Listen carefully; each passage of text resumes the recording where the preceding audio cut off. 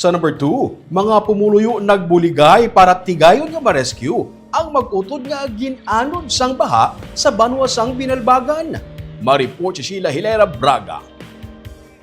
Ginsugat sang magulang ang iyang manghod nga kindergarten kag sila ang papauli na sa ilabalay sa sitio Amili sang gulpila nga nagdako kag nagsulog ang baha samtang sila ang nagatabok sa suba nga sakop sang Barangay Santol sa banwasang Binalbagan Martes sang hapon. Ginuuna tabok sa suba sang 20 anyos nga babayi ang bag sang iya 5 ka tuig nga manghod kag ang ila mga tsinelas. Antes ini ang nagbalik agud kuhaon ang minor de edad. Wala mo kung nga gamatamat tabla nakusog ang tubig tapos ginkungkong sa gambalan ko na yung balya nano ka man man tapos pagkadugayan na mo to nagdalo-do ng tubig gamatamat nakusog nagumpat na lang ko dahil pa alang-alang pang pati ay at gawa ng sili. Ko, kapangay ko tabang kay Doradje, tapos naman ito ginagas niya kami, pero waya kami na nakasampay ko sa dako ng bato. Pero why ko dyan po na nga gawin ng Doradje, yung diretso, kami dyan po sa Bisaya. Wala nagbuy-anay ang mag-utod tubtob nga nakasampay sa bato.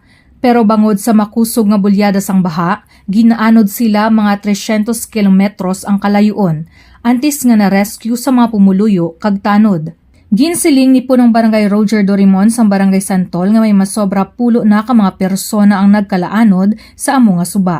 Gani nag-aapilar sila sa lokal kag nasyonal nga panguluhan kung pwede nga mabutangan sang hanging bridge ang lugar. Kay may masobra sa 200 ka mapamalay diri, lakip na mga estudyante sa 3 ka sityo ang nagaagi diri. Suno kay Kapitan, masami nga gulpi lang nagasaka ang tubig sa suba apisar nga nagainit sa barangay tungod nagaulan sa bukid. Ina nga area ma'am, amo nang pinakalapad nga suba di sang Barangay Santol. Kinahanglan gid tani isang pumuluyo sang latayan kay 3 ka sityo na daang kaagi ma'am. Halin sa Barangay Santol pagadto sa sityo Colonacon, sityo Amiles 1 kag 2. Halin sa pagpungko ko sang kapitan kag sang bata pa ko.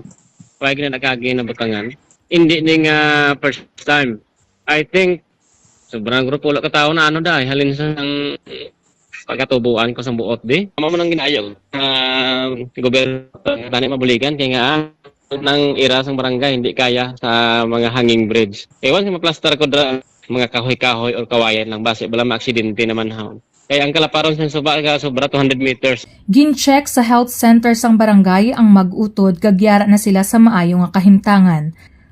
Ang ila Iloy nangin emosyonal sang makita nga naluwas kag buhi ang iyang mga kabataan. Sang tinalikdan nga tuig, isa man ka bata nga lalaki ang naanod kag napatay sa amo nga suba. Sheila Hilera Braga para sa Digicast, Negros.